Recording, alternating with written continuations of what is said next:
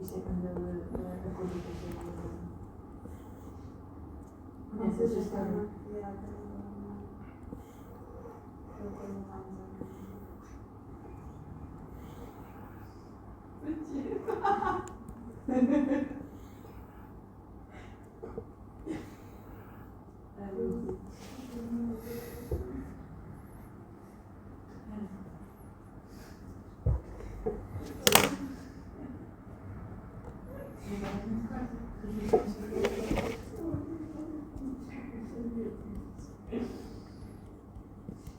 Eu já vi esta foto na minha vida. Ah, sabes esta história? Não.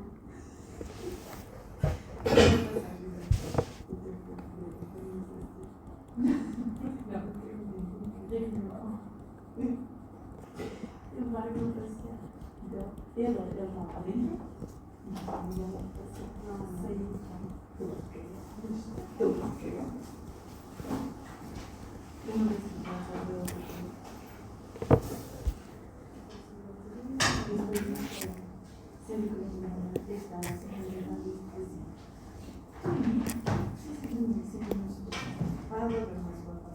Não foi.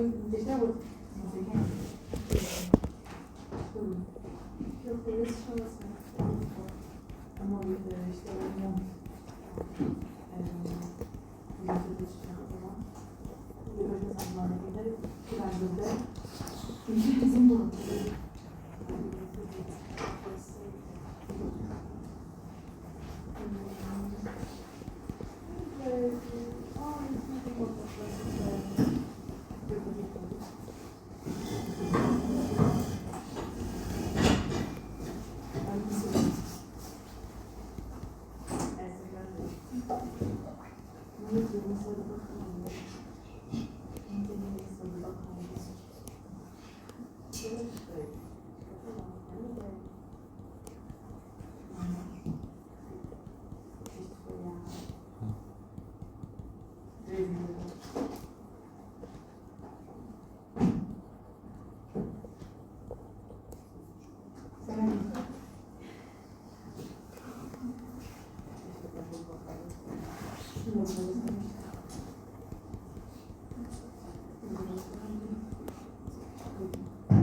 Mas eles escolhem bom. Sim. Isso foi a vez da faculdade. Você já tem mais já? Eu já fiz esse pesquisa, já tive contato com isso, depois um pouco.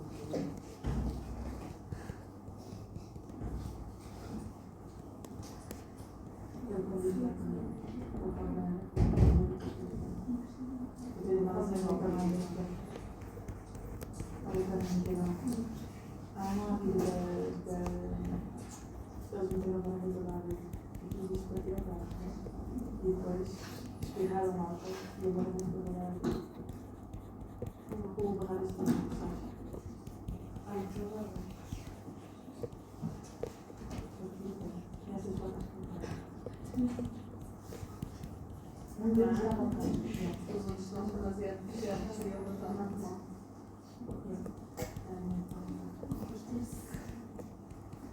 Eu fiz, que me mandou, fiz essa foto.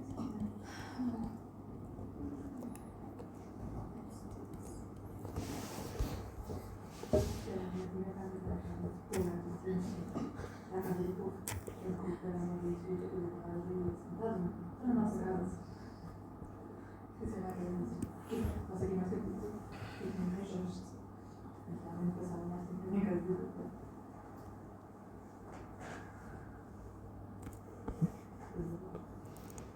Nossa, sabe as duas? O que é isso? Vai.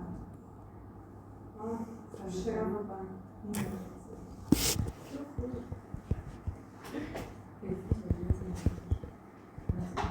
Estou a fazer a ficha, vocês hoje têm 37 horas para fazer a ficha de 2 horas. Hã? Porque é grande. E tem muitas coisas que vocês têm que pesquisar.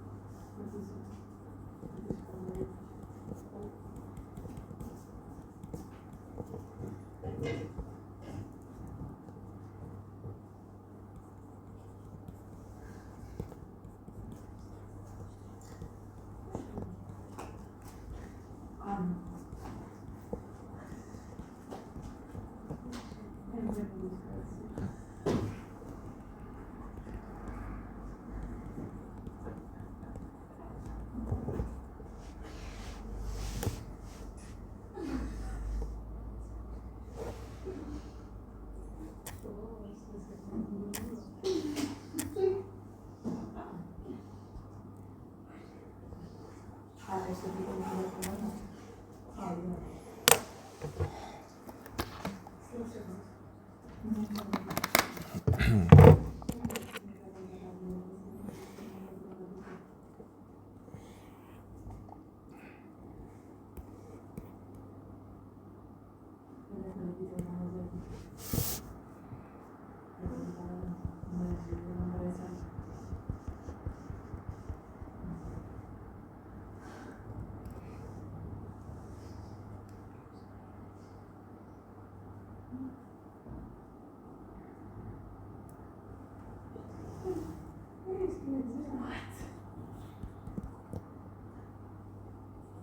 Mas isto foi 7 de maio de 2021. Não faço ideia. Não sei explicar.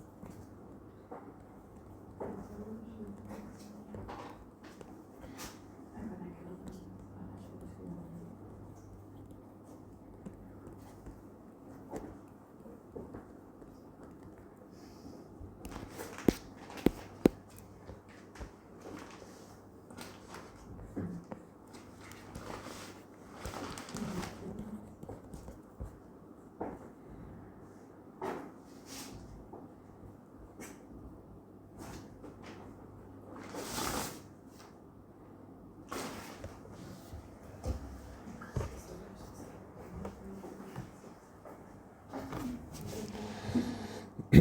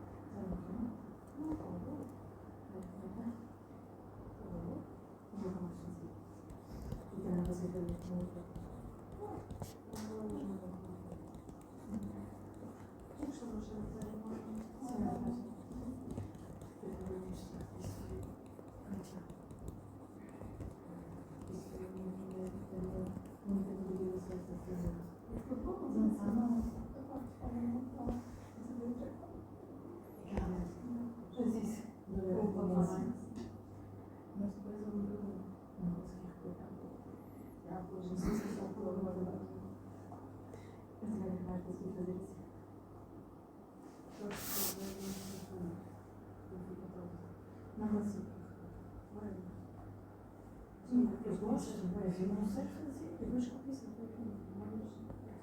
Faço de uma das maneiras de fazer isso. Isso é só isso. Já. Isso não foi mal, não foi mal.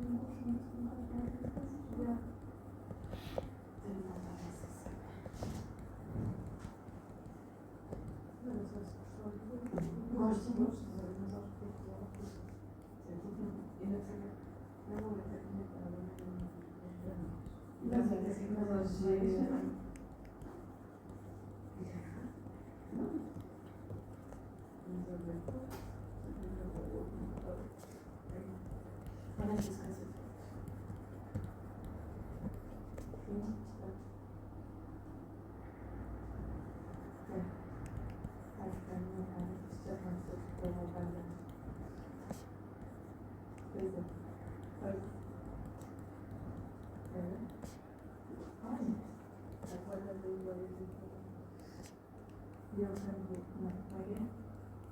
ele viu aqui, será que é dizer que abriu?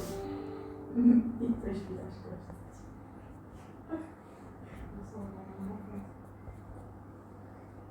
Não, mas depois fiz as fotos. A sequência das fotos. Isso eu estou também. Uma delas é a minha. Olha, não sei. Não sei como é que se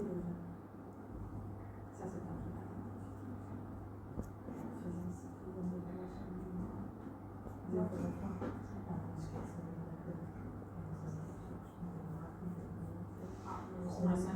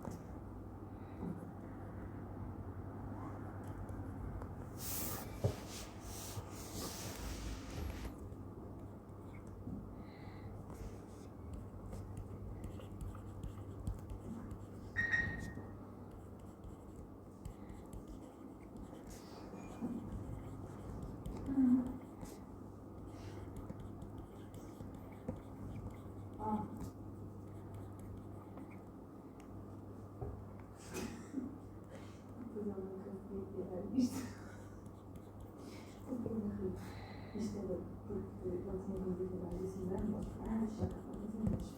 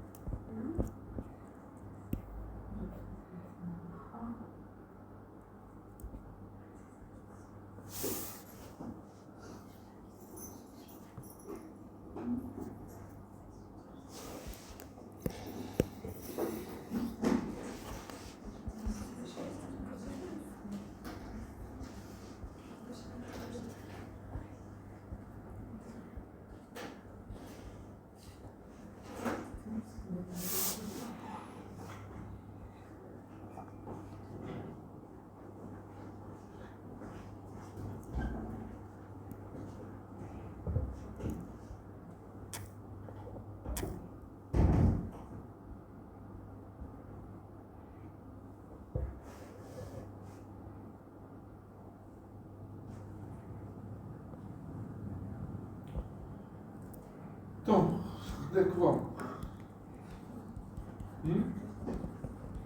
Já fizeram tudo?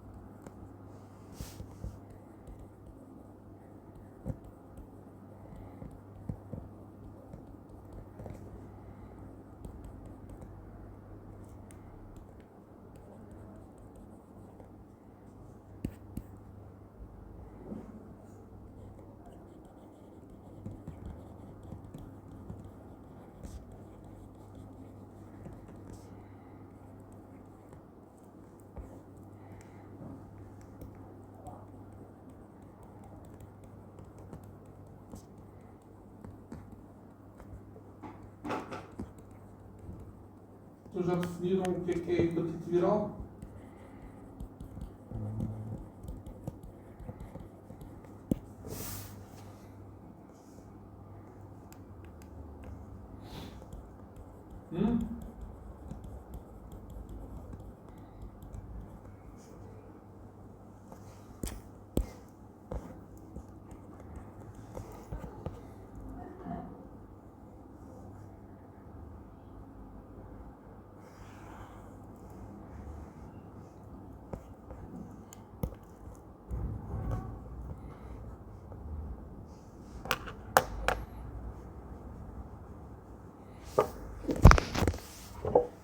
Já está tudo?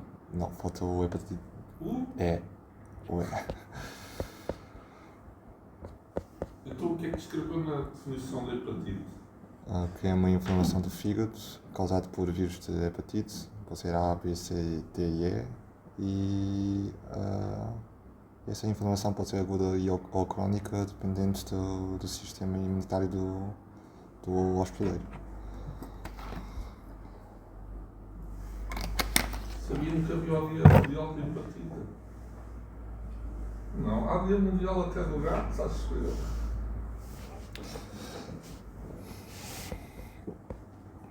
Como é que se cura a hepatite?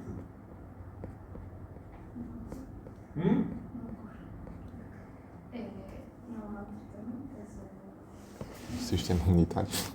É o sistema imunitário, mais do que e não sobrecarregar o fígado. Né? Dieta líquida, alcoólica e gorduras. Então, quais são as complicações que podem surgir com a hepatite?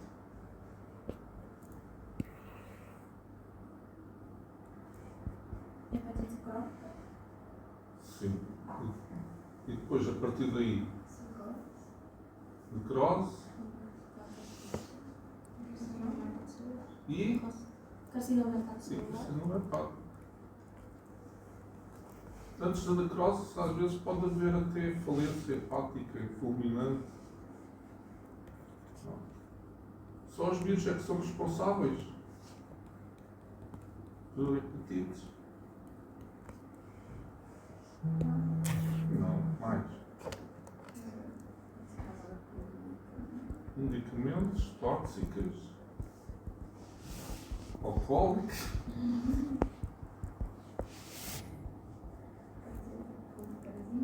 Parasitas,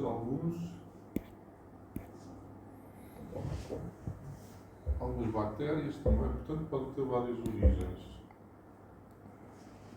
Então o que é que vocês sabem dizer sobre o fígado?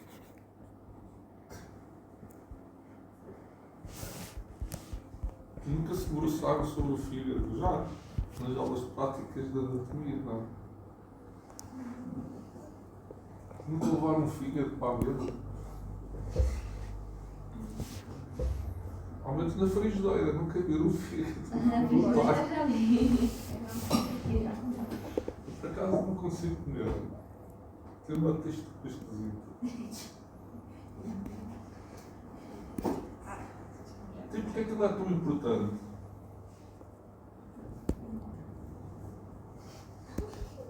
Sim.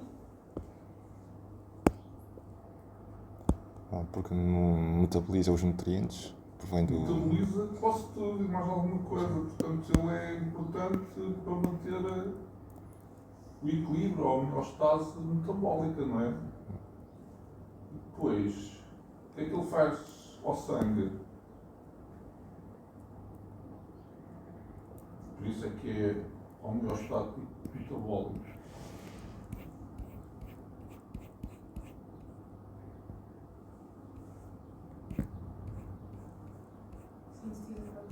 Não é?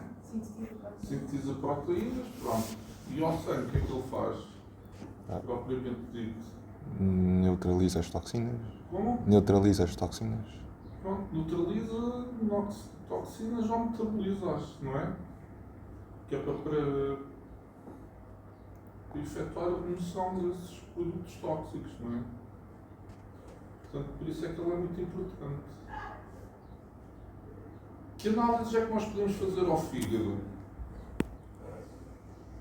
Que é o dito perfil hepático, não é muito bem um perfil hepático, porque quando se faz análise é porque já está alguma coisa alterada nos resultados das análises.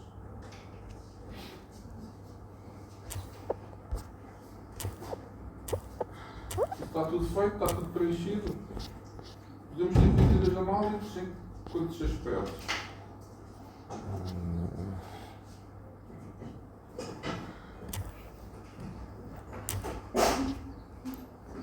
Por isso é que não é bem um perfil hepático. Então, o que é que se pode avaliar? Acho que está escrito lá na vossa ficha, não está escrito na vossa ficha, logo. Os marcadores bioquímicos.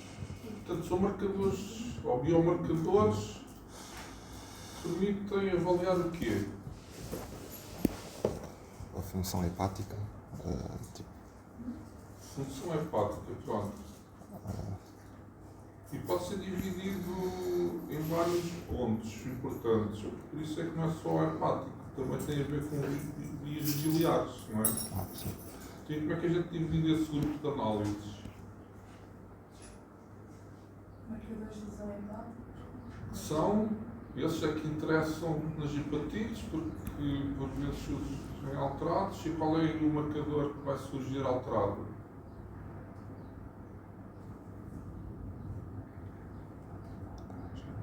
Então, quais são os marcadores que têm ido? Hã? A haste, pronto, pode usar as siglas. E a LDH. E qual é que é desses três parâmetros o que é mais específico do fígado?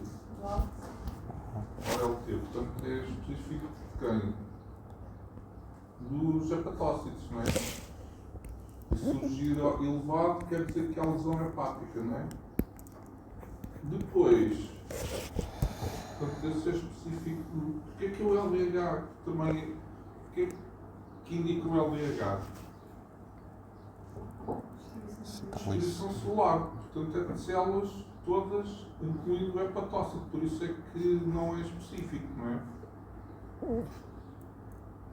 E depois, outros marcadores, ou biomarcadores.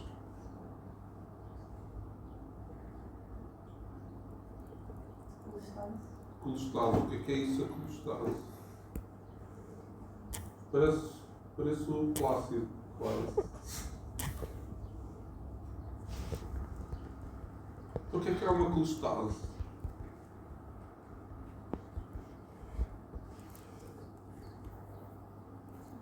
Então, o que é uma estase?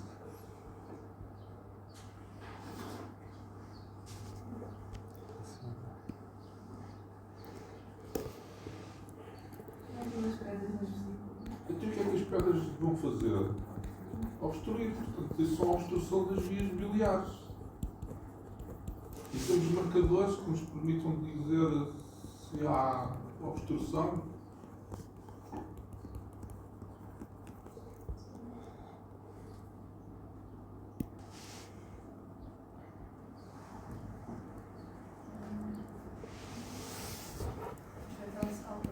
fosfato alcalina,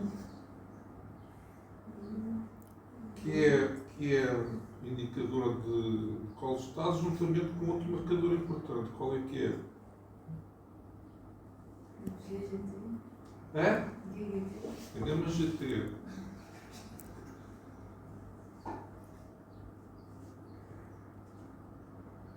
E depois temos as bilirrubinas, que podem ser marcador de colestase, também podem ser marcador de lesão hepática. Pronto, por isso é que isto tem que ser tudo visto em conjunto. Quantas bilirrubinas é que existem?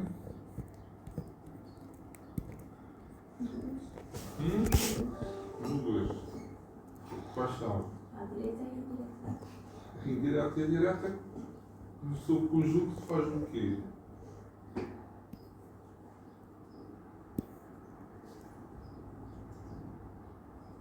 Faz a bilirrubina total.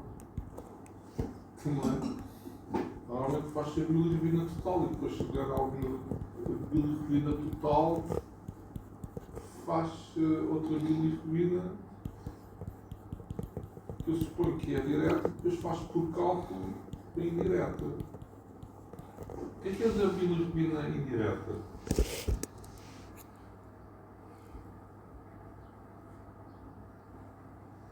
Por isso é que é um marcador também de lesão hepática ou de mau funcionamento do fígado.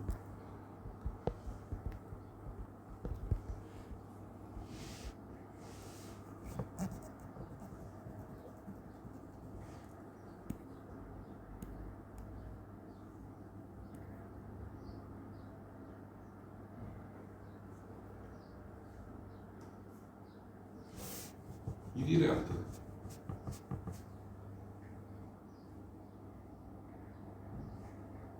Alguma diferença? Uma é solúvel em água e a outra não Uma é é. solúvel, outra é insolúvel. Qual é que é solúvel em água? A direta. A direta.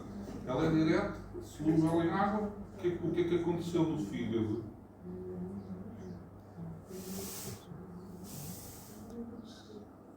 Ocorreu a conjugação de bilirrubina indireta, que é a inicial, que através do ácido clorónico no fígado transforma em bilirrubina direta. Não é? Pronto.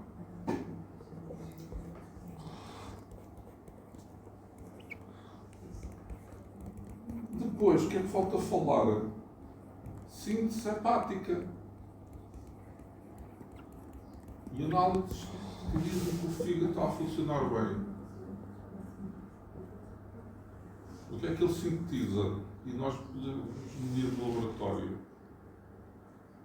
Fatores de coagulação. É? Fatores de coagulação. A proteínas. Sim, Mas também. Fatores de coagulação, exceto o fator 8, mas na química. Isso é na ok. na química. Proteínas, que é aquilo que se chama proteínas totais, não é? E depois também podemos dosear a albumina. E esses são os principais marcadores de síntese hepática.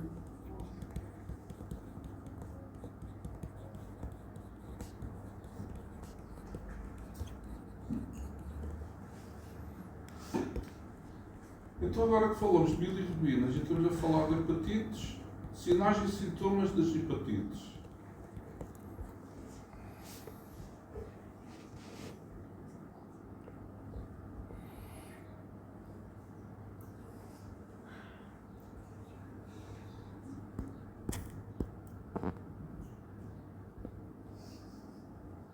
Então o que é que aquele slide ali vos propõe dizer?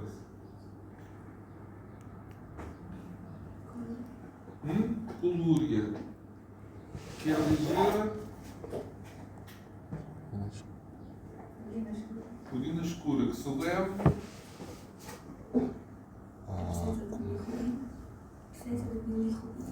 qual? Conjugada direta. Isso quer dizer o quê? Há excesso de bilirrubina na circulação? É? E depois é o quê?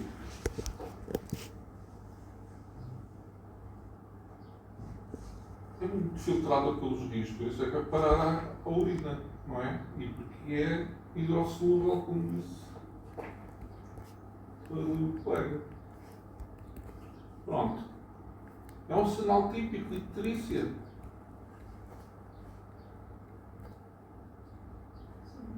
Pronto. E o que é icterícia?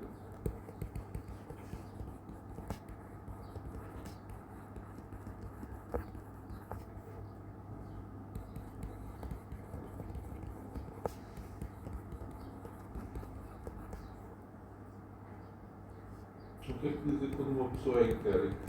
Tem um pouco de coloração amarela na pele e das mucosas Devido ou com à exposição de bilirrubina.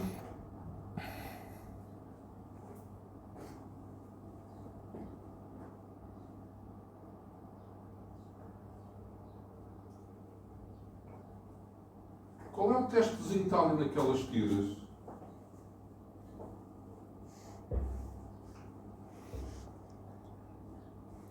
é o químico da análise.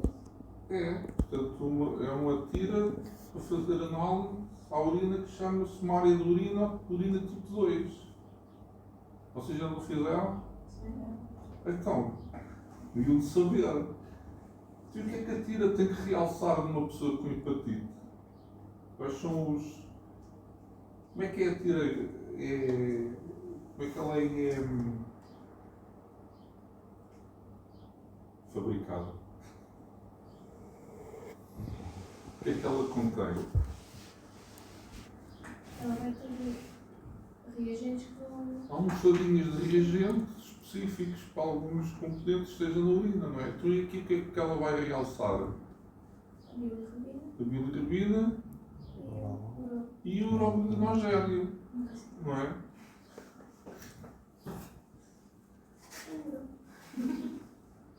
Mais parâmetros que são medidos na urina tipo 2. pH, glicose, proteínas totais, devem aparecer ou não?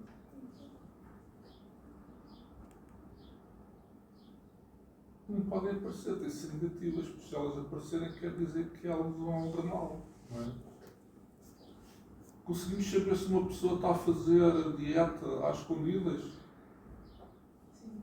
Como? Pelas cetônicas. Ah, isso quer dizer o quê? Então como é que se emagrece? É porque as cetonas estão a ser usadas como fonte de energia, substituindo o quê? A glicose. Pronto, já fizemos.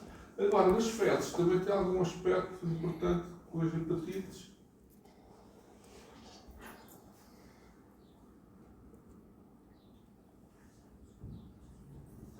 Então, o que é que tem a ver? Podem ficar espreguiçadas. Ficam esbranquiçadas, porquê?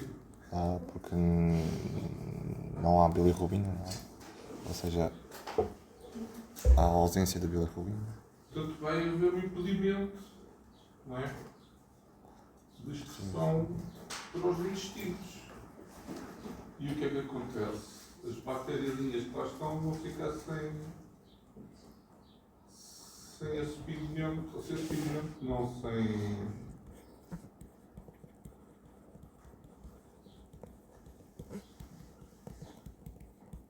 Vão ficar esbranquiçadas porque a estercobilina vai deixar de existir, não é? Depois, eu tenho para aí o que é a colia fecal. Então, o que é a colia fecal?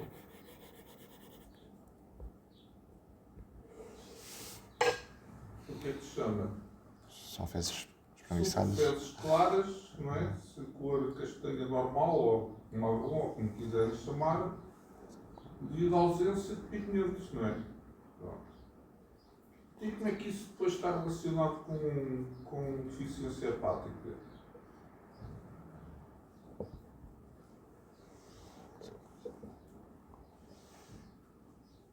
O que é que elas não têm cor?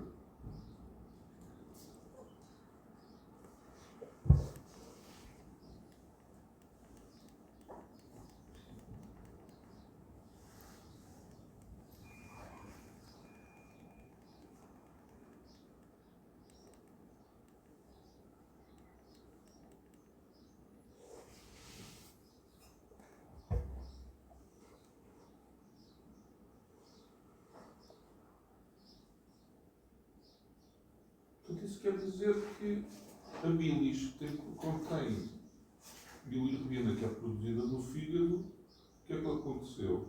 É impedida de ser libertada pelas fezes, não é? E é por isso é que vai dar a cor esbranquiçada.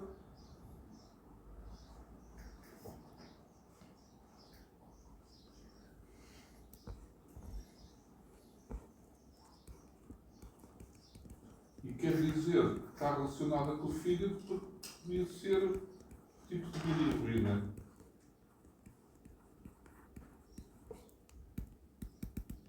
Conjugada, que não está a ocorrer, por isso é que está relacionada com lesão hepática ou com deficiência hepática. Pronto, agora vamos falar de vírus, não é? Fizemos já aí uma introdução. Tem uma fotografia aí do senhor investigador da hepatite A. Quis observar pela primeira vez as partículas virais ao microscópio eletrónico, a partir de fezes humanas. Está relacionado com o quê? Esta hepatite A?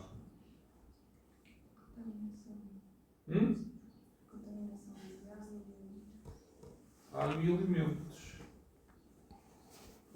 Deverão ser então bem cozinhados, não é? E como é que a gente caracteriza agora estes vírus de hepatite A?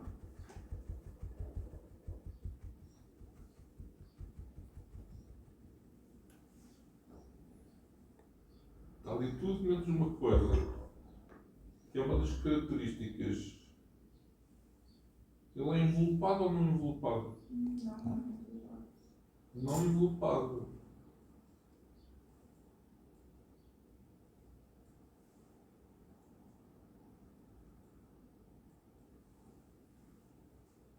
E que proteínas estruturais é que nós conhecemos?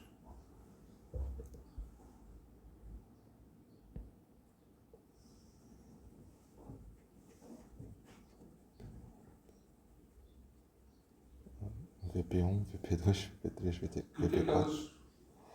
Onde é que elas estão localizadas? No capsídeo. No capsídeo.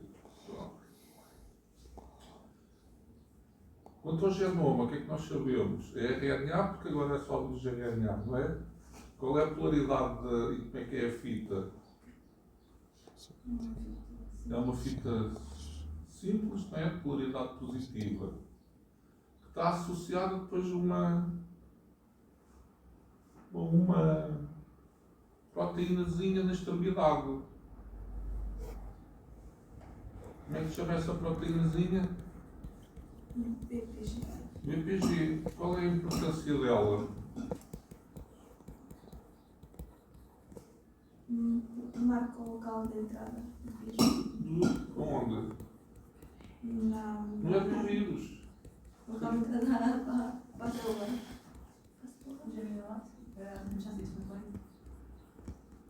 Pois, é que ela marca o início, ou por onde é que deve a entrada do RNA, que é de polaridade positiva. Isso quer dizer o quê?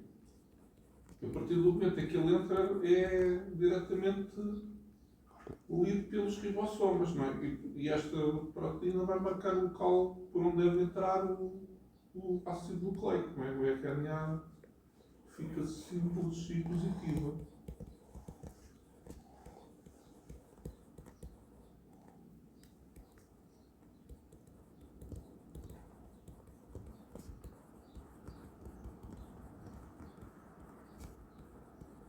Portanto, a VPG é uma proteína associada ao RNA, precisamente para esse efeito.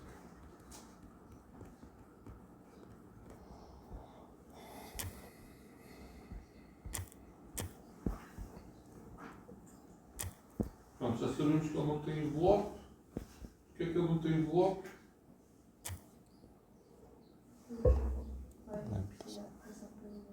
Estômago. Com pH.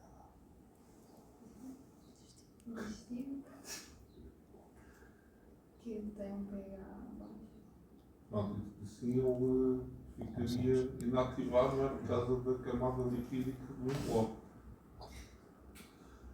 Depois tem para ela uma perguntinha, não é? A proteínas do vírus, da hepatite A, serão dirigidos os anticorpos neutralizantes. Como é que uma pessoa pode adquirir anticorpos neutralizantes?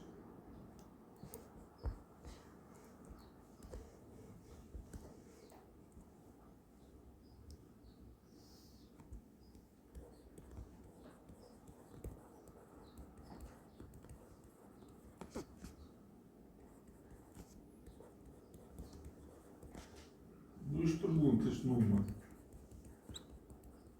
Então, quais são as proteínas dirigidas aos anticorpos neutralizantes e onde é que eles vêm? Hã? Exatamente. E de onde é que vêm esses anticorpos neutralizantes?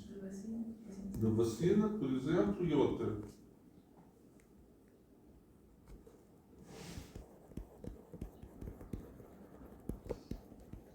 Então, qual será o processo de operação de imunização neste caso? Imunidade. A infecção, a primeira infecção pelo vírus do hepatite.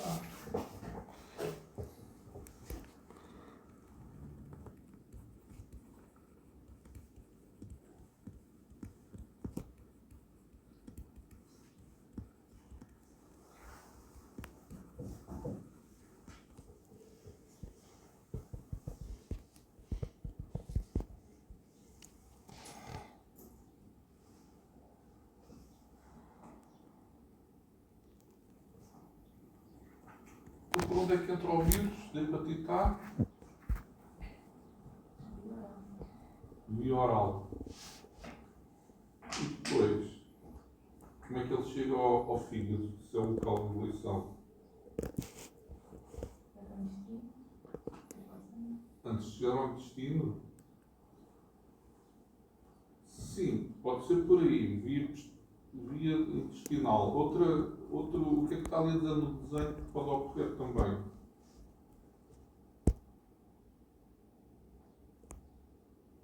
O orofaringe também pode estar implicado nesse processo.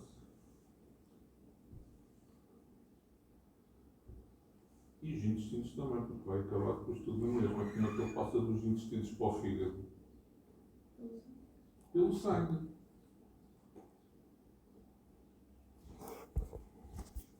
E depois, como todo o sangue passa pelo fígado, não é? O que é que vai acontecer aos vírus se lá estiverem instalados?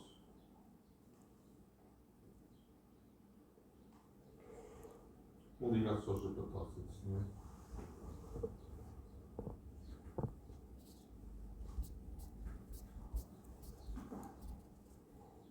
E depois, no fim da sua replicação, o que é que lhe acontece?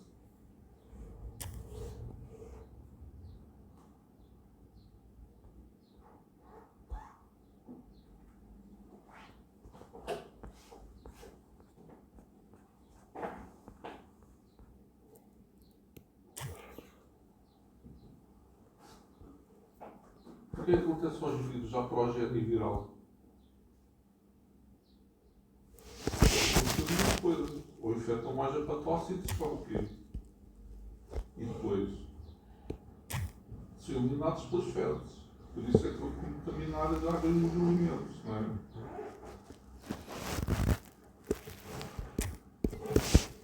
Portanto, já sabemos que é um vírus de transmissão parentérica. O que é que isso quer dizer?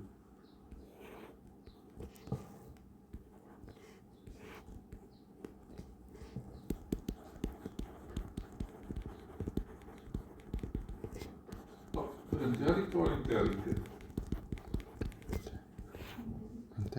Mas ali está a dizer que tem sangue. Então é parentérico ou entérico? É entérico, mas já tem passagem pelo sangue. O que é que ele não é de transmissão parentérica? Porque em princípio existe pouca carga viral que não é suficiente.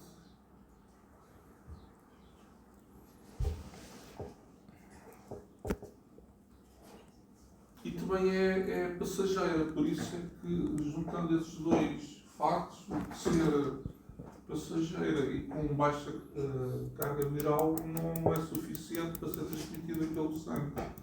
Portanto, é exclusivamente entérico, não é?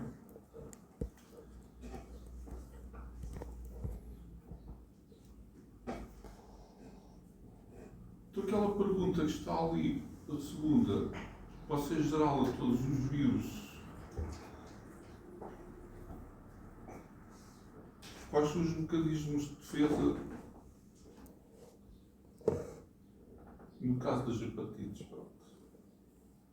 Após a entrada dos vírus no organismo.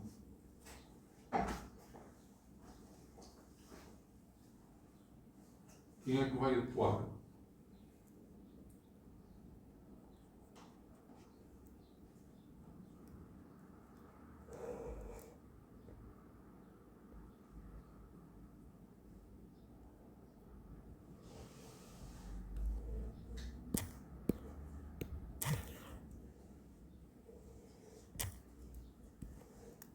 Então, se ela é da resolução benigna, em princípio, é benigna de resolução espontânea, assim é que é. Quem é que vai atuar? Sistema imunitário, mas como? Os anticorpos logo. Os anticorpos demoram tempo a ser formados. Quem é que vai atuar logo em primeiro lugar?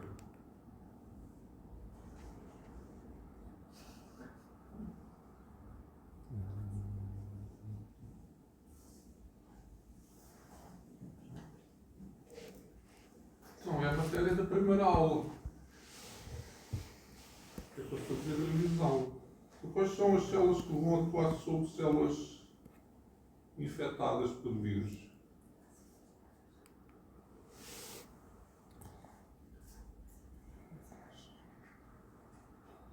Natural killers. Natural killers e outros.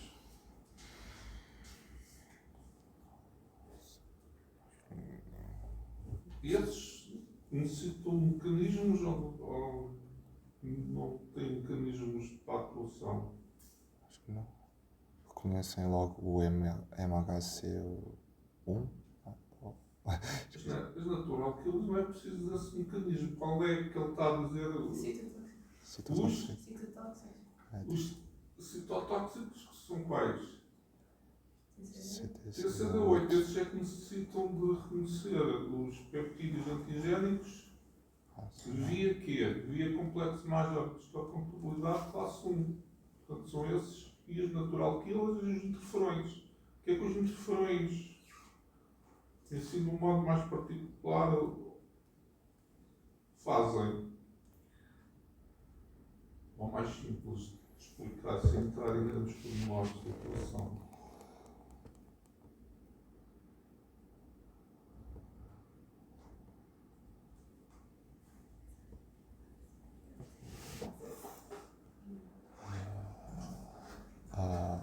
Os interferões, normalmente, o modo de produção deles é avisar as células adjacentes que há infecção, que é para impedir que o vírus passe às células adjacentes.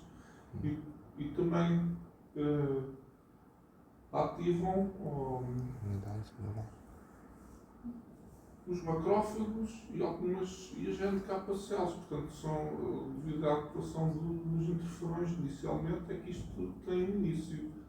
Portanto, isso que nós estamos a falar é que tipo de imunidade? Natural. Não é? Depois, com o tempo, é com a adaptativa. E o que é que isso quer dizer?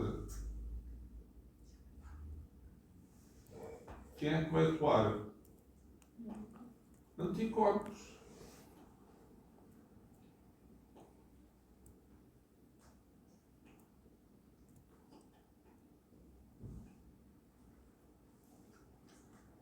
E depois como é que se dá a imunização?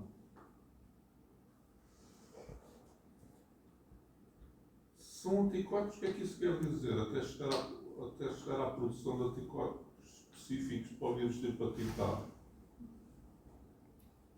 Tem que haver um.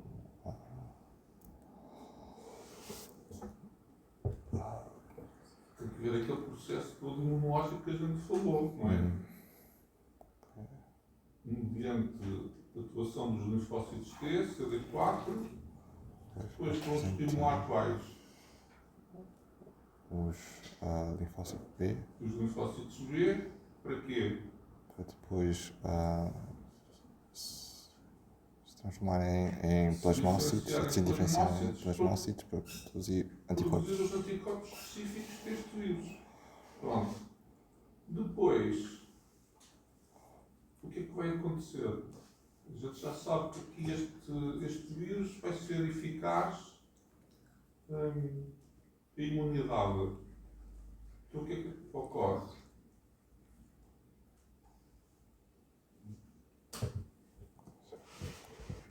Vão-se constituir células de memória. É? Células de memória, linfócitos B memória, perduram durante muitos anos, não é?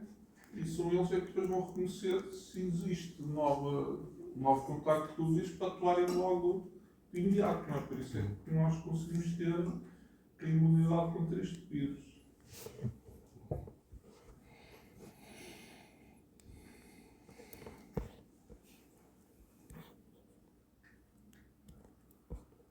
E na vossa foguinha, eu meti uma coisinha simples que se chama um fluxograma diagnóstico. Normalmente há muitos fluxogramas.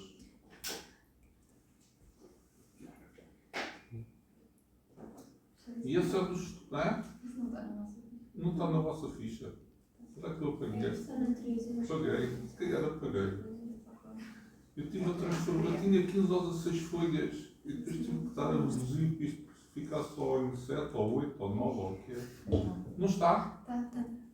Então, ela comeu essa folha. E para que é que servem esses fluxogramas? Uns simples, outros complicados?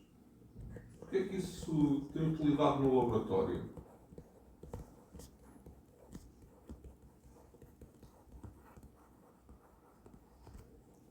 Acha que isso serve para alguma coisa ou é só para chatear os alunos?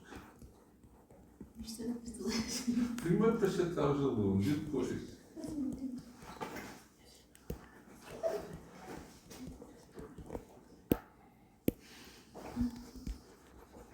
Eu ali especifico o diagnóstico de hepatite A, mas pode ser qualquer diagnóstico que tem fluxogramas. Eu, de vez em quando, é preciso ir lá consultar. Vocês têm alguma ideia do que é que será? Mas podem dizer ideias. Depois disto está da cor, ela acerta-se mais. Olhando aí, o que é que o fluxograma sugere?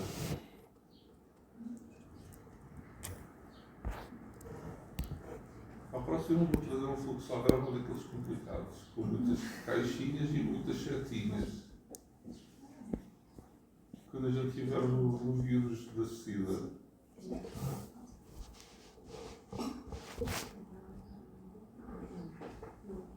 Então ideias, para isto andar para a frente.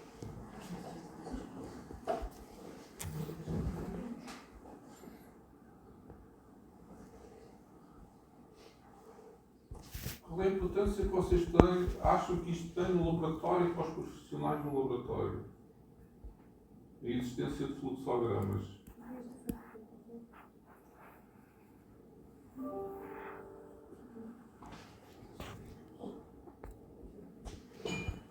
Digam lá qualquer coisita para a gente começar a falar.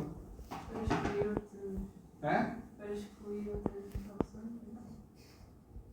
Esses são diagnósticos diferenciais. Pode ser também. Às vezes enquadram-se. Mais uma ideia.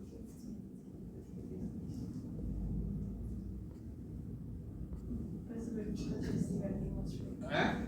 Para saber se estivermos no nosso espelho. Pronto, neste caso serve para se ter uma maneira de atuar na realização do diagnóstico, neste caso da hepatite, de uma maneira eficiente e para seguir uma sequência lógica e que deve ser executada por todos os profissionais, que é para não haver confusões com o diagnóstico. Portanto, isto normalmente tem os passos para efetuar determinados procedimentos, determinadas análises, consoante o resultado que saia, que é também para permitir depois a interpretação do resultado final. De maneira que seja executado por todos os profissionais da mesma maneira, que é para não haver alterações.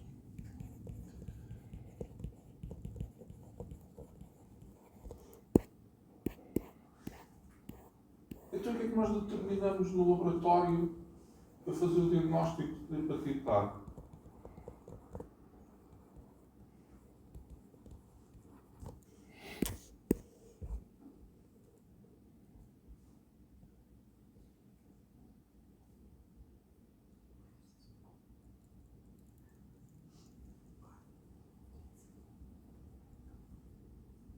Tu ali já está parcialmente por algumas coisas. O que é que nós fazemos?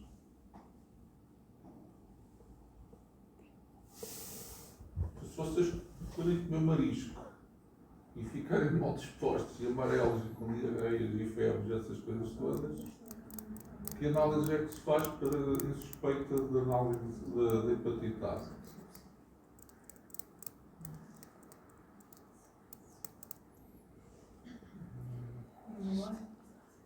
Isso são os testes imunológicos, mas para pesquisar o quê?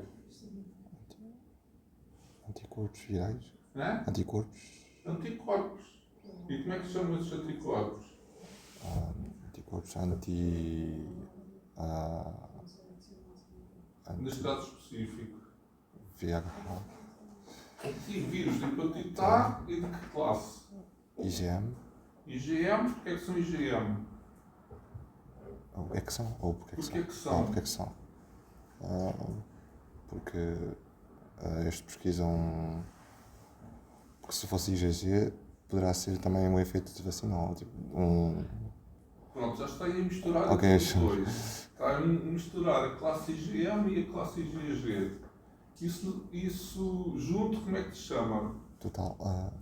Anticorpo total. Portanto, normalmente o que se faz no laboratório é a pesquisa do anticorpo total. Depois, se ele der positivo, o que é que se tem que fazer?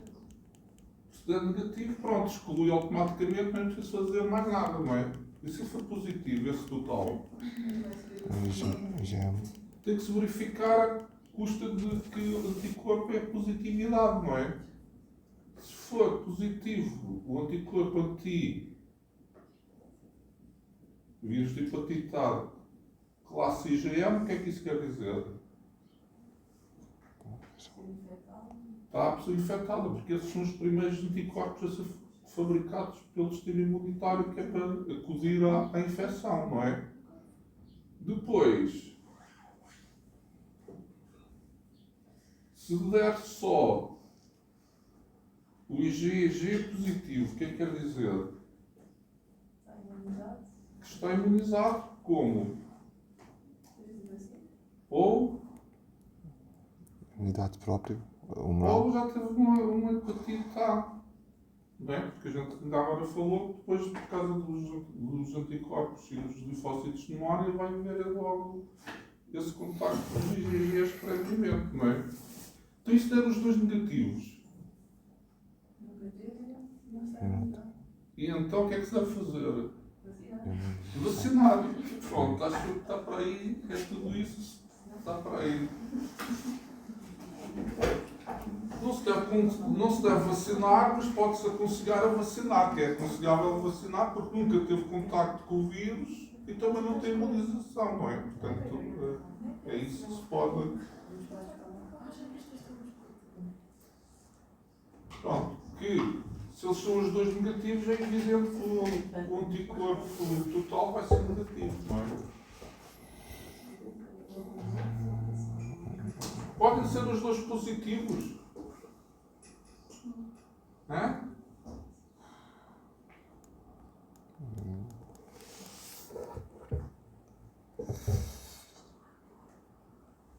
Esse acho que não tem gráfico, pois não. Qual é a vossa ideia? Acham que sim ou que não? Porquê?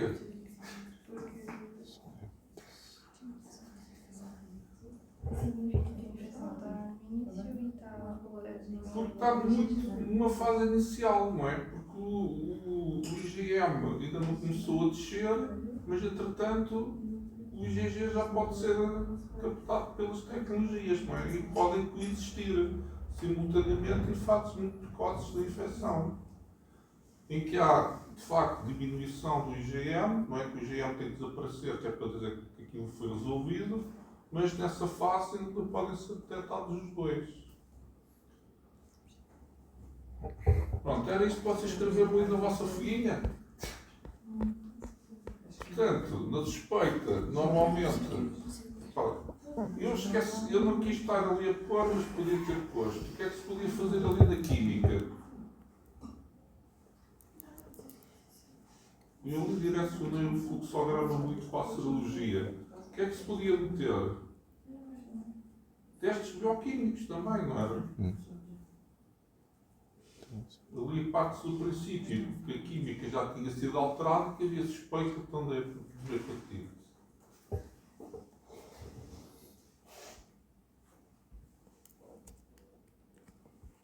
Como é que se faz isto? Em que amostra? Soroplasma. Soro, normalmente é soro. Sim, pode ser plasma também, mas normalmente é soro. E por que metodologias?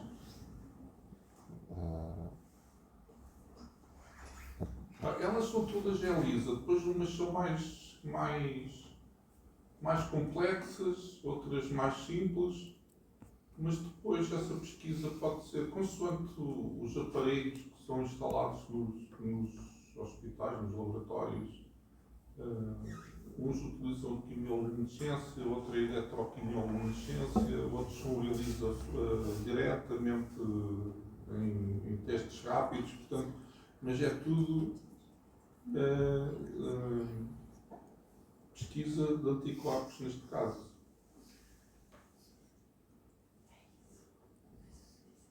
Está tudo sobre o vírus da hepatite A? Saltamos para qual?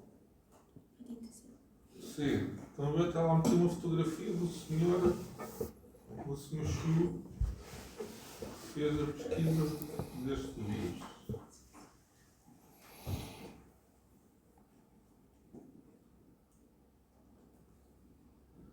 Pronto, já sabemos da importância do vírus da hepatite C.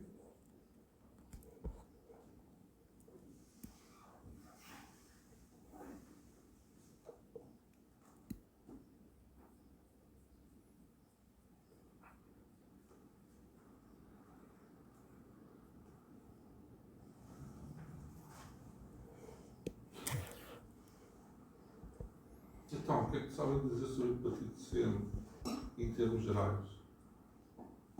É importante ou pouco importante? É importante. Tem sempre um porquê. Porquê é que ela é importante? Como? É um grande problema. Porquê?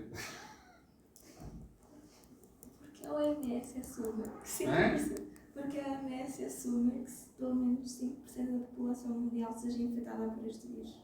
Pronto, há uma grande quantidade de população infectada pelo vírus. E mais.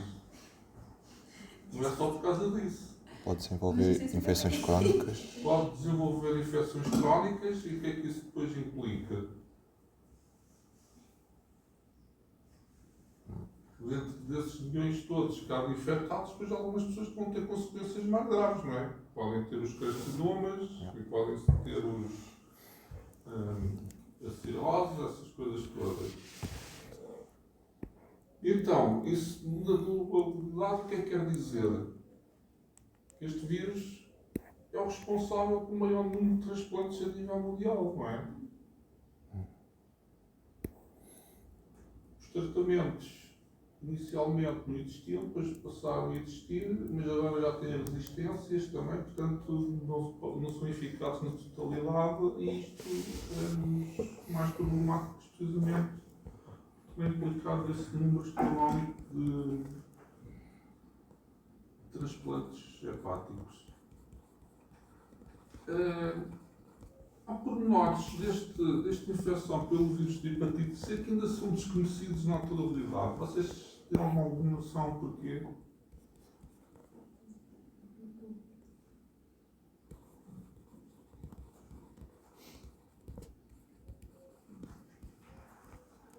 Nada, digam lá outra vez ideias.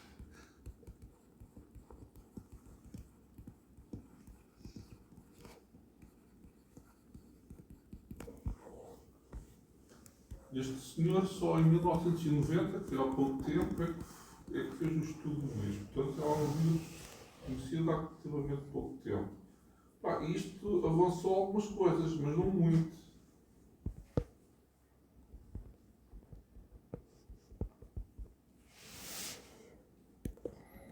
O que é que vocês acham que é preciso fazer para aprofundar os estudos?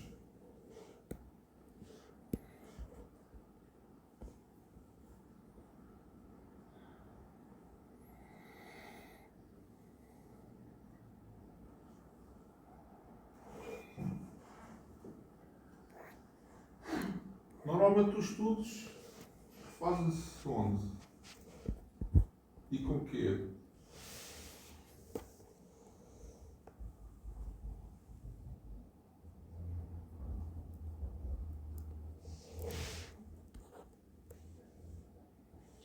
Fazendo a pergunta de outra maneira, porquê é que muitos dos avanços da medicina foram em situações de guerra?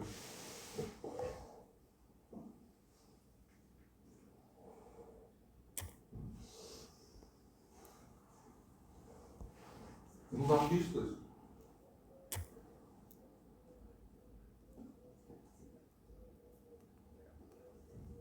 O que é que acontece com a guerra? Esquecem-se dos direitos dos seres humanos, não é? E o que é que acontece? Este vírus é estritamente humano. E acham que se pode fazer experiências com seres humanos atualmente? Pois, por isso é que este vírus não se consegue. Este vírus é muito difícil de fazer estudos laboratoriais que não se consegue ou ainda não se conseguiu fazer com que ele fosse cultivado em laboratório de forma eficiente. Portanto, e como ele é estritamente humano, não se pode fazer experiências nos humanos, a não ser que se faça com aí escondidas em uma cave qualquer no subterrâneo. E é por isso é que não há tantos estudos sobre este vírus. Quer dizer, estudos já não são aprofundados porque não se pode fazer. Portanto, ainda há aí muitas coisas que são desconhecidas em relação a isto. Agora, o que é que ia fazer para aqui? Estrutura genómica do vírus. A gente sabe qual é o genoma? RNA. Fita que é? Simples. Simples e também Probabilidade positiva. Portanto, também é um genoma infectante, não é? E o que é que esse RNA codifica?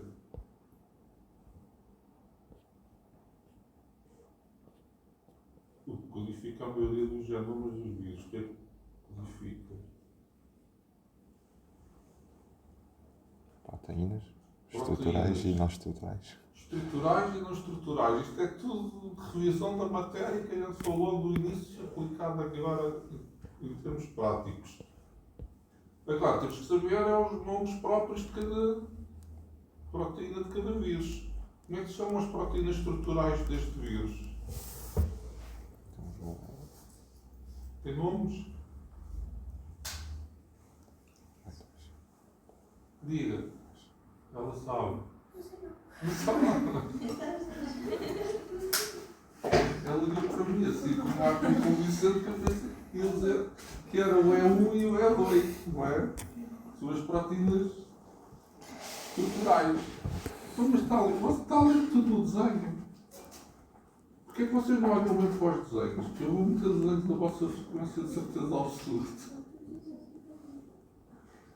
E depois temos quantas proteínas não estruturais? O que quer dizer a sigla em inglês GNS?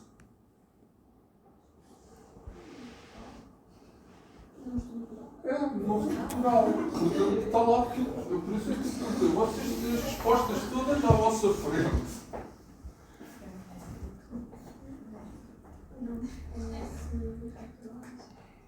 Portanto, temos uma proteína, também se chama proteína C, que é a do core. Depois temos duas proteínas, que são as glicoproteínas estruturais, que é 1 e a 2. E depois vamos ter 1, 2, 3, 4, 5 ou 6. Quer dizer que eu contei 1, 2, 3, 4, 5, 6 não estruturais, mais uma pequenina, que ainda não se sabe se é bem não estrutural ou como é que isto é, que é a P7. Mas está implicada na replicação do vírus.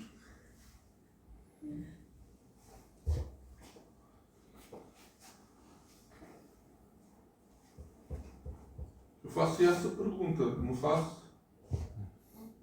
E o que é que diz ali a P7 ali naquele desenho? É um canal iónico. Canal iónico. E a gente já falou de canais iónicos nos vírus.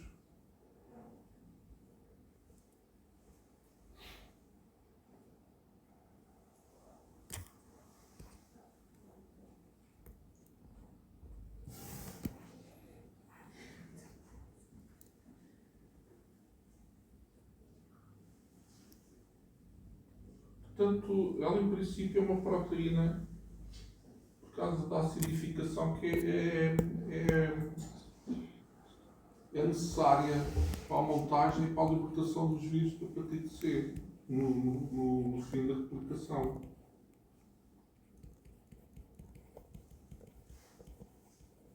Portanto, como normalmente isto ocorre acidificação, e a acidificação depois pode destruir as proteínas estruturais, e para evitar precisamente a não destruição, ela também estimula, depois deixa de haver acidificação do meio, precisamente para não prejudicar as proteínas estruturais. Portanto, tem essa propriedade de ser um canal iónico.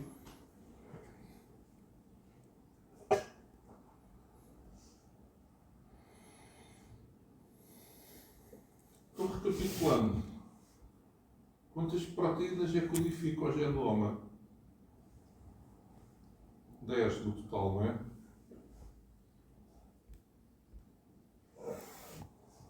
Estruturais, 3. Não estruturais, de certeza, 6 mais uma.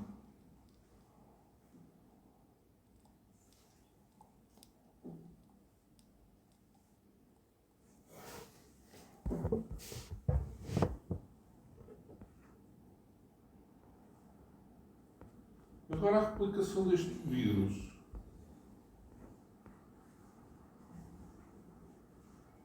Diz que este vírus está estritamente ligado ao metabolismo de quem?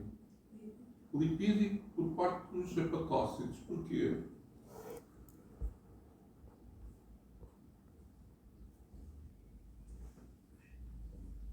Porque tudo que está relacionado com este vírus mete lípidos. A própria partícula é envolta em lipoproteínas, não é? Ele anda em circulação no sangue, mas envolto em lipoproteínas, que é o que diz ali aquela imagem a algures, ou outra imagem que eu tenho para aí.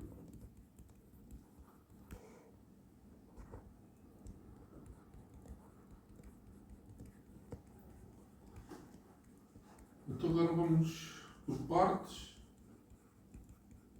Então quais são as glicoproteínas que reconhecem os receptores do hepatócito? É 1 e é 2. É 1 e é 2.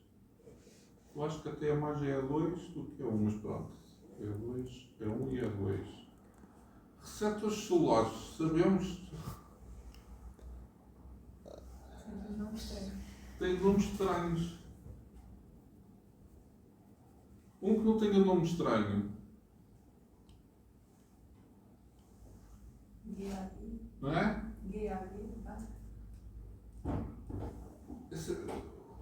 CD81 é o que tem um nome muito estranho.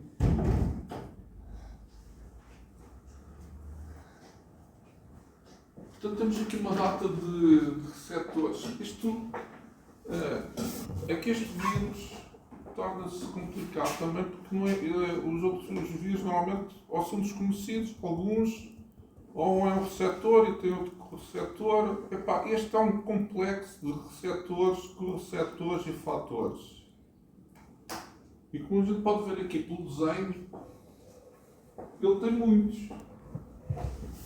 Tem o GAG, os glicosaminoglicanos, tem receptores para os lípidos, para as lipoproteínas, porque ele está envolvido com lipoproteínas, tem o CD81, tem aqui estas proteínas, a CLB1, que é a claudina 1, e permite que são proteínas de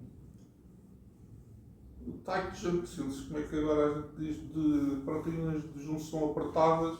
Portanto, são estes todos, funcionam como receptores e correceptores de entrada deste vírus, neste caso do vírus de hepatite C. Portanto, aqui a gente não pode falar de um receptor, mas num complexo de receptores.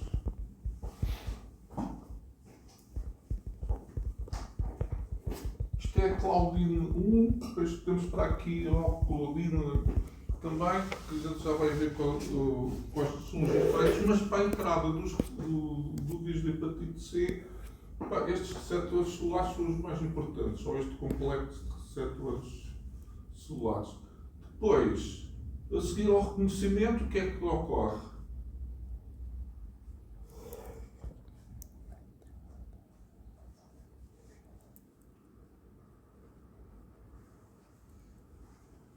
Então, o que é que tem que ocorrer? A entrada. A entrada por Endocitose.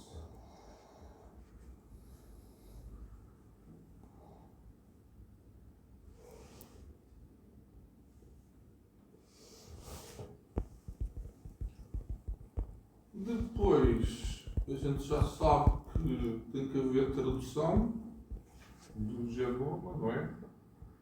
E a tradução vai constituir o quê? E onde é que ocorre? Acho que não está ali bem explícito nesse desenho. Não. Aí só está mesmo a entrada. Acho que no outro desenho tem isso melhor.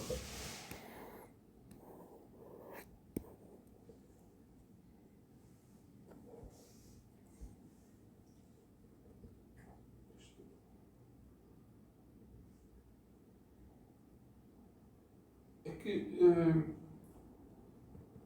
uma das particularidades deste ciclo replicativo é que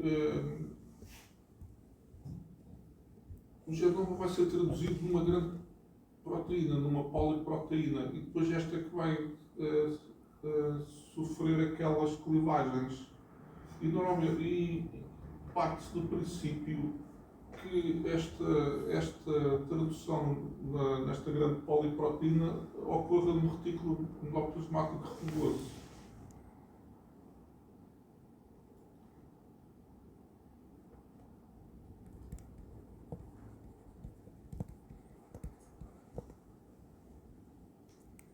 Nós tínhamos outro boneco mais engraçado, mas eu depois andei a simplificar as fichas e se calhar a fazer a imagem mais elucidativa.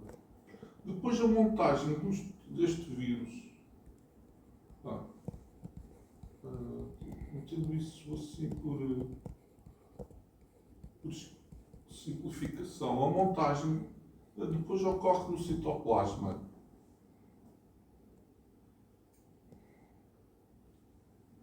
E a libertação deste vírus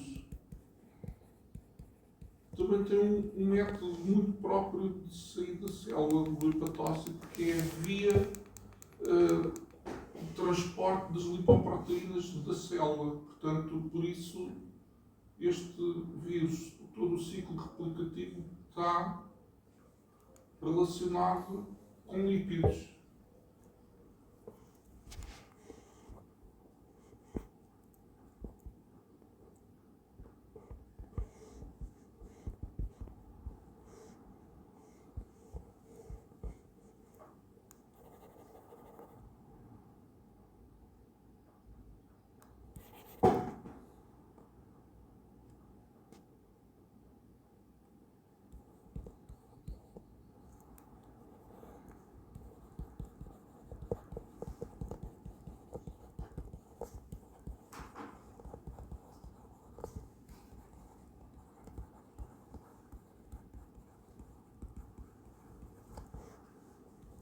Pronto, e o que é que ocorre na montagem deste vírus?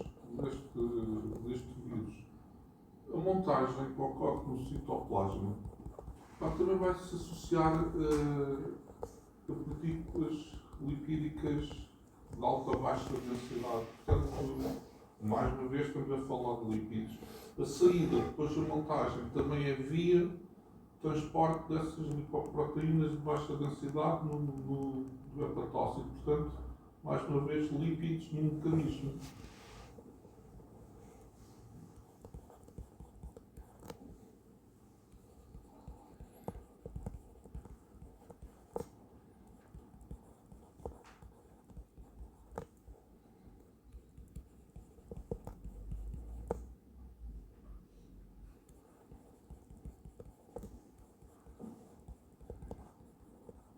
Pronto, a segunda pergunta ali, vocês já vão ter dificuldade em responder. Quais são as proteínas estruturais e o que é que elas fazem? Ou para que é que servem?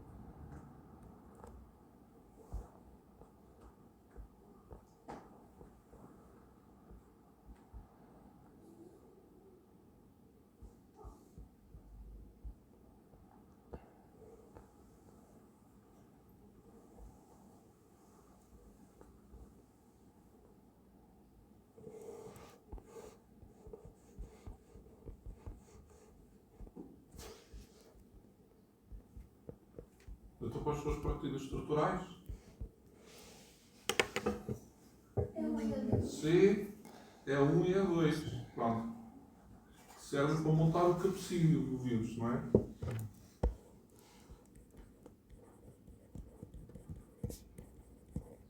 E mais o quê? Cabecinho e o se projeta acima do cabecinho. São as lipoproteínas, E1 e E2, não é? Pronto. Depois tem ali aquela perguntinha, como é que a gente já sabe que ele tem muita apetência para codificar, não é? Portanto, se ele se torna crónico, quer dizer que vai persistir, não é? Que é uma forma daquelas que a gente disse da apresentação das infecções que podem ser persistentes com cronicidade, que é este caso. E como é que este vírus vai promover a cronicidade? É que ele ainda tem capacidade, estas proteínas, todas que o compõem, de inibir a apoptose de células infectadas. E o que é que acontece? Ele vai persistir muito tempo nos hepatócitos. Devido a esse mecanismo de eliminação.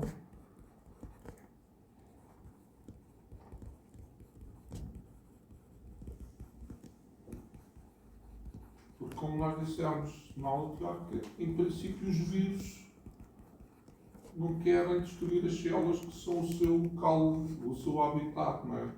Neste caso, este tem esta propriedade, mas depois a gente disse que normalmente é a ação do sistema imunitário que depois é que pode levar à inflamação e à lise dos hepatócitos.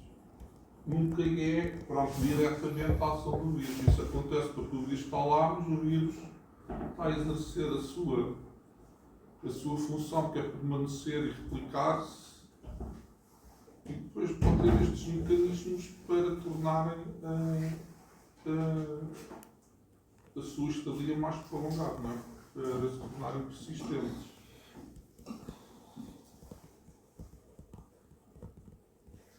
Agora, se calhar devia ter começado por aqui, por este slide.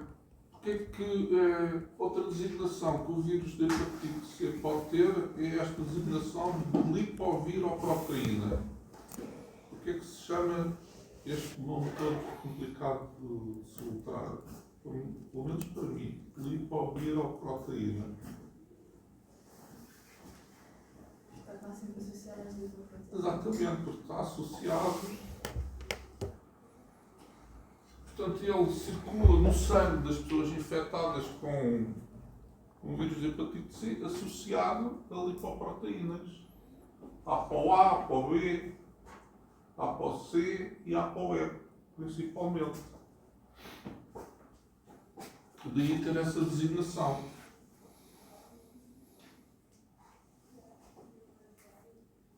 Portanto, se os hepatócitos têm receptores dirigidos às lipoproteínas, pronto, é mais um receptor a potenciar a ligação deste vírus ao hepatócito.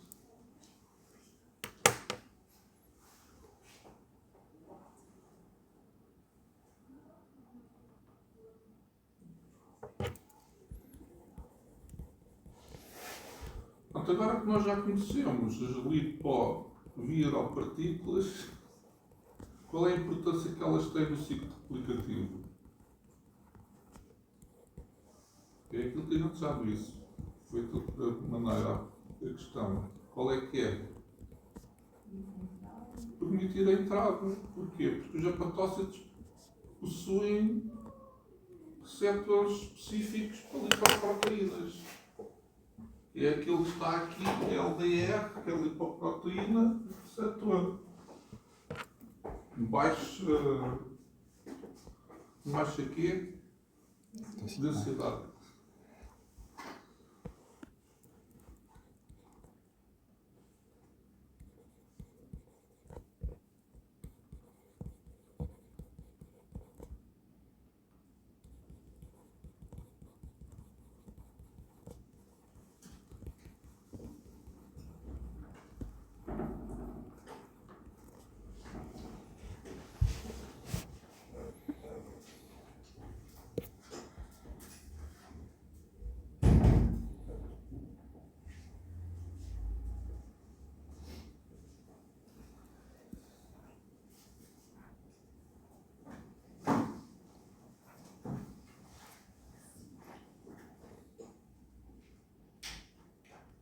Pronto, eu para vos facilitar a ajuda do nome dos receptores, eu já lhe tenho o nome deles.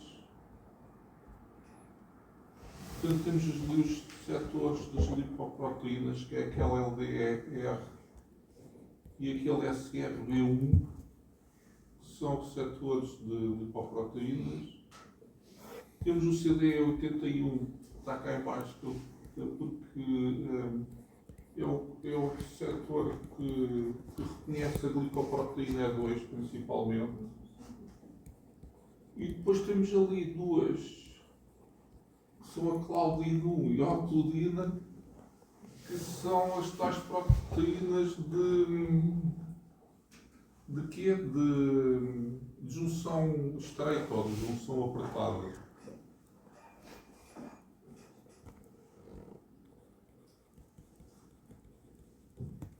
Só que estas proteínas, depois, esta claudina 1 e a autodina vão atuar em estados diferentes da replicação.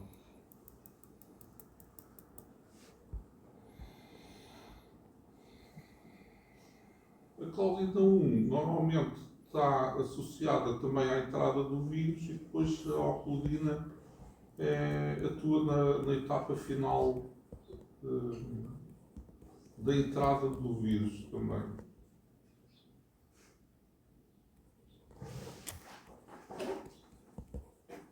Isto aqui mais ou menos está por ordem. Estes são, não é que isto é um complexo. Isto começa nos glicosaminoglicanos, depois nos receptores das lipoproteínas, depois CD81, depois claudina 1. E depois, cá para o fim, é que vai entrar em ação a ocludina, que é já no fim da entrada do vírus no hepatócito. Portanto, isto é um bocado mais trabalhoso, este vírus.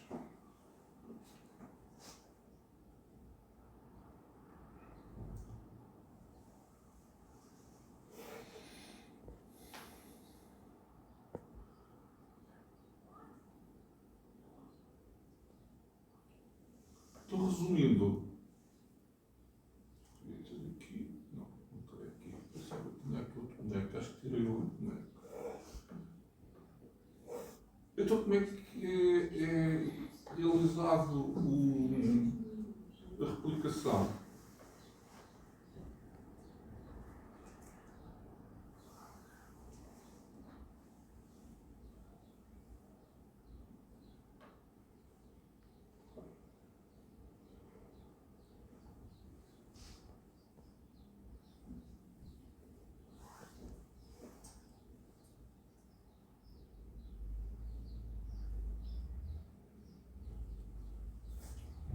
Então, digam lá coisas. Olhando para o boneco, está ali, como é que a gente diz?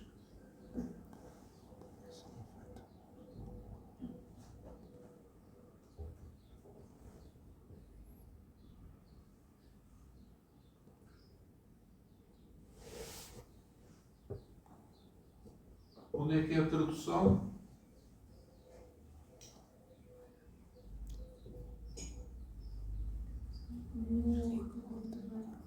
É? No retículo endoplasmático. E que vai produzir o quê? Uma poliproteína que está ali, como diz, não é?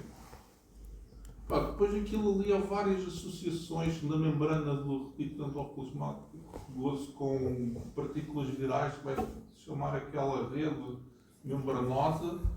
Depois, para haver o vírus, tem que haver, além das proteínas, também tem que haver o genoma. Portanto, tem ali depois a cadeia genómica, que é lida diretamente. Depois a antigenómica, que vai servir de molde para fazer a fita. E depois isso tudo vai juntar-se no citoplasma para fazer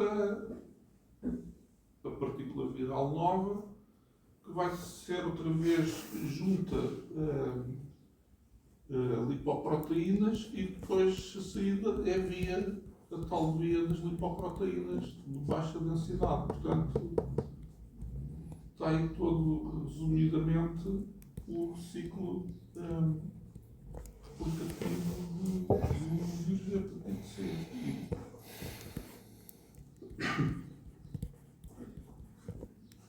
Ou seja, estão lá as perguntas todas, a gente já deu as respostas. Conseguiram escrever? Ou estão em alguma dúvida?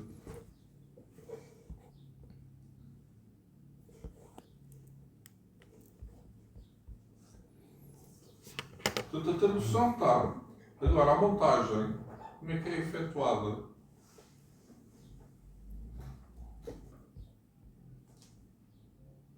Onde é que ocorre? No citoplasma. E o que é que ocorre no citoplasma?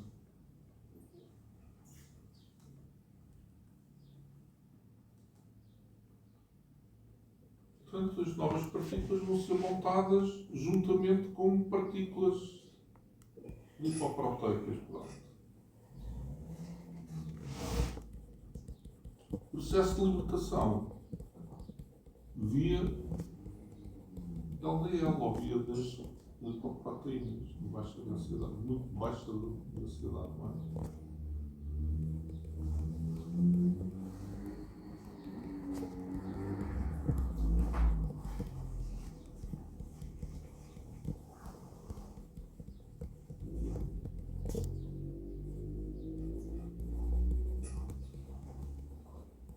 Está tudo até aqui? Ou está com cara de suspeito? Diga, qual é a suspeição que tem? Está alguma coisa por escrever?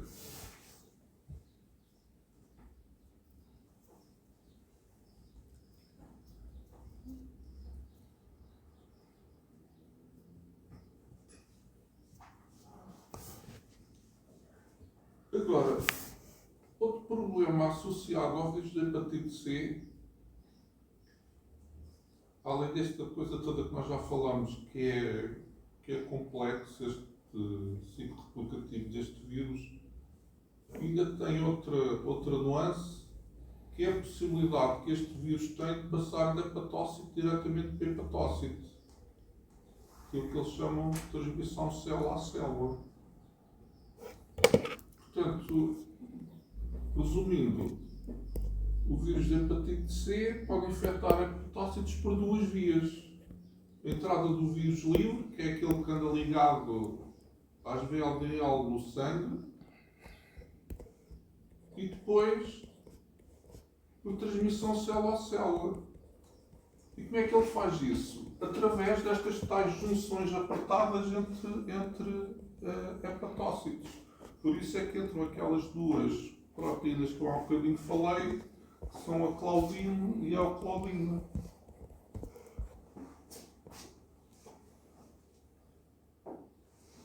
Principalmente. Depois existem ali outros, como vocês podem ver ali naquele diagrama, outros receptores, que é aquele SRB1, que também entra.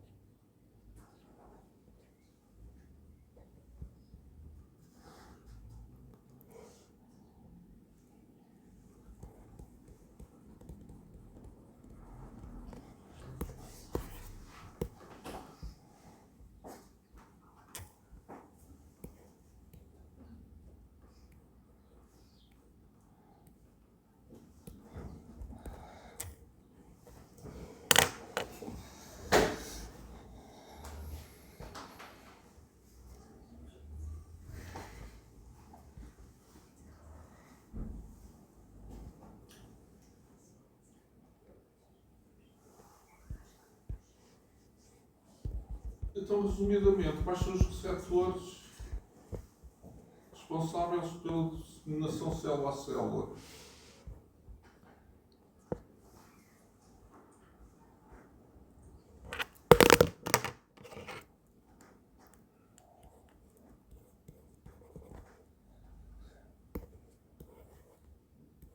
Está ali SRB1, o CD81, claudina 1, e por aí alguns ia estar ao ocludino também.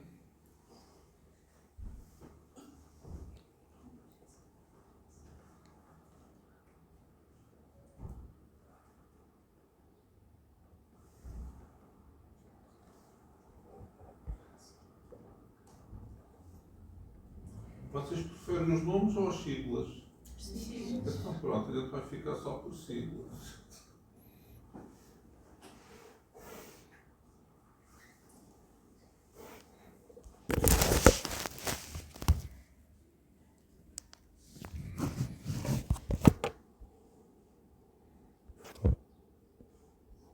Há mais receptoras. Só que acho que já se chega de receptoras.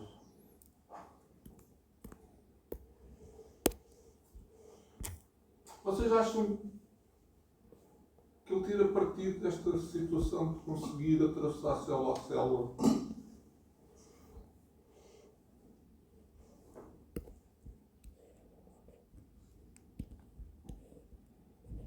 Tem alguma coisa a ver com infecção prolongada?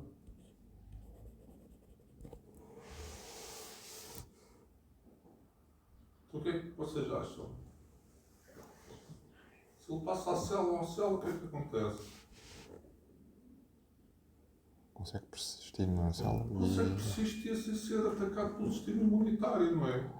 Porque os anticorpos não vão atuar porque ele não entra no espaço extracelular, não é?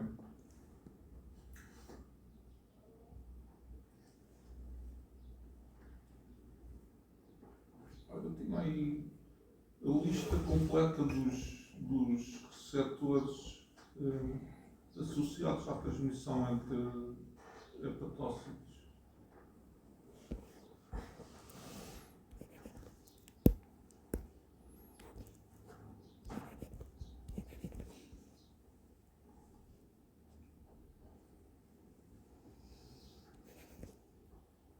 pá, já são 4 horas. Temos que acelerar. Pronto, isto a gente já escreveu, acho que já falou, mas já qual a importância dele fazer esta passagem? Portanto, é a permanência nos hepatócitos, não é? Para escapar aos anticorpos neutralizantes. Pronto.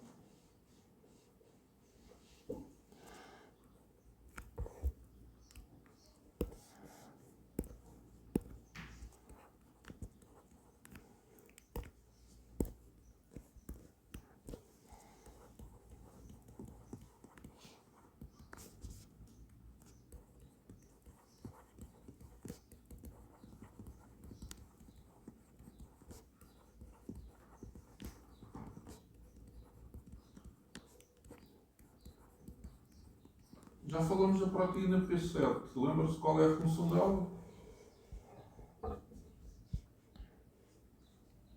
A montagem e libertação do Portanto, é auxiliar. servir de canal iónico e é Canal iónico. essencial na montagem e libertação dos vírus da hepatite C, não é?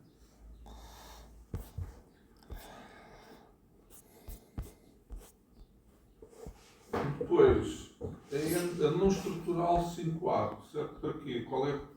Epá,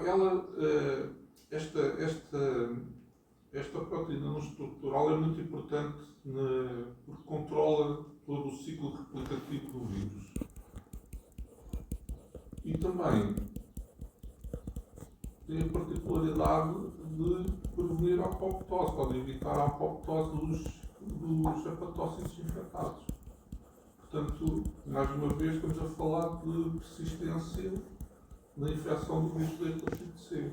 Tem muitos mecanismos para promover a persistência e daí evoluir para a cronicidade.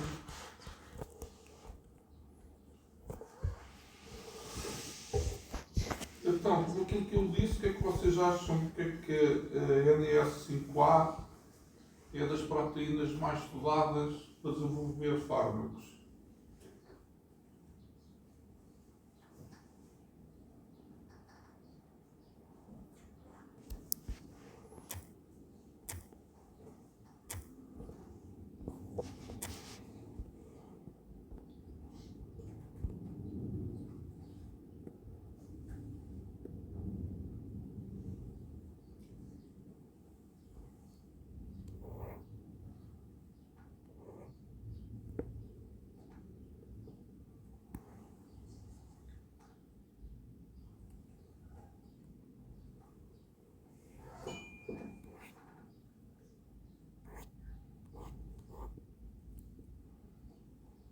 Qual é a dúvida que vocês estão a ter?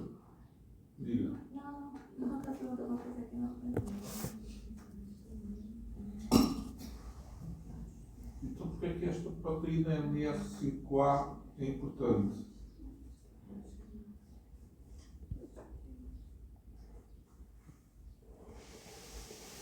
Portanto, ela está envolvida em todos os processos de replicação. Epá, se ela for inibida por fármacos, o que é que ocorre?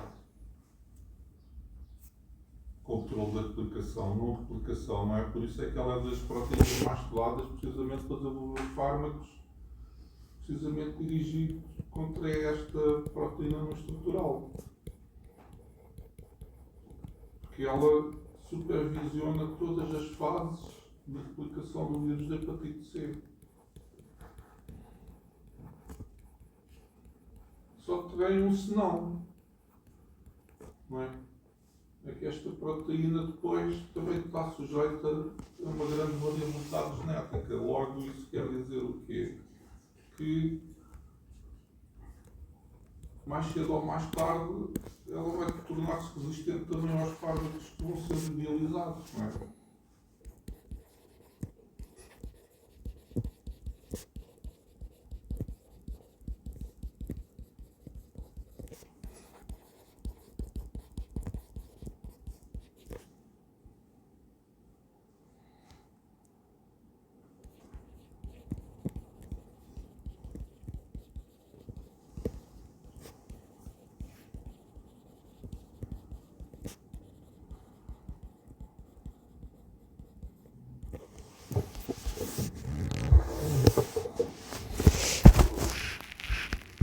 Diagnósticos laboratoriais fazem-se?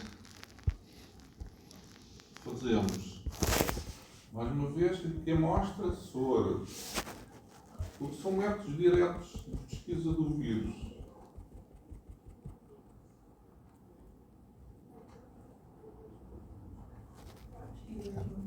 Hã? E pesquisa-se mesmo o vírus. Tem que aguardar 2 horas. É só um bocadinho. Ok. Um bocadinho quanto? 5 horas. Era 20 horas.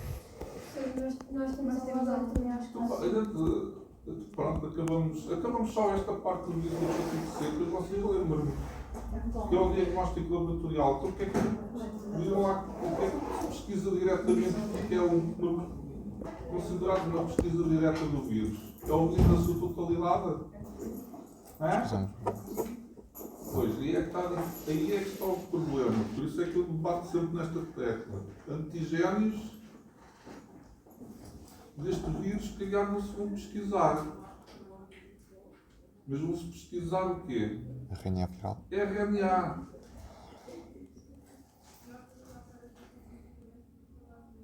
Técnica.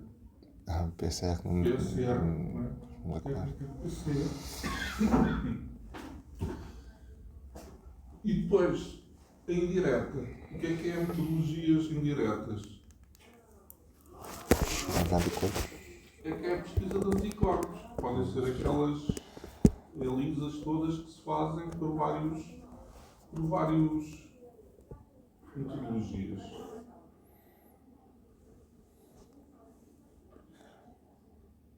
Portanto, desses 2 marcadores, depois a gente pode dividi-los em serológicos e moleculares. Qual é o marcador serológico de infecção pelo vírus de hepatite C?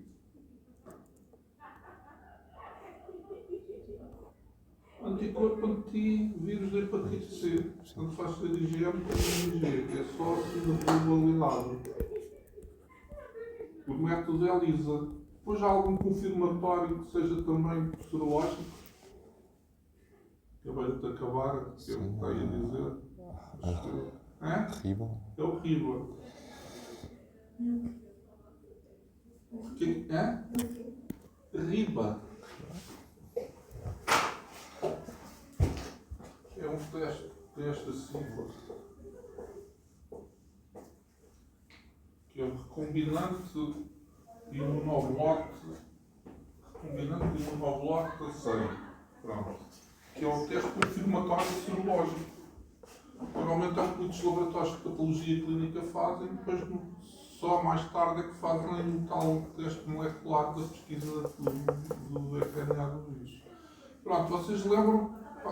Para a semana ainda temos 37 colegas para falar. Vou tirar foto onde ficamos. Tem que tirar foto aqui. Onde ficamos? Ficamos nestas lá, professora. Vou mostrar na próxima aula.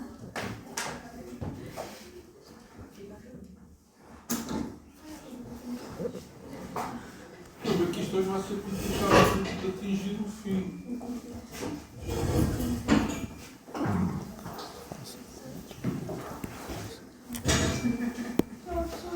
Tchau, Deus, até para a semana.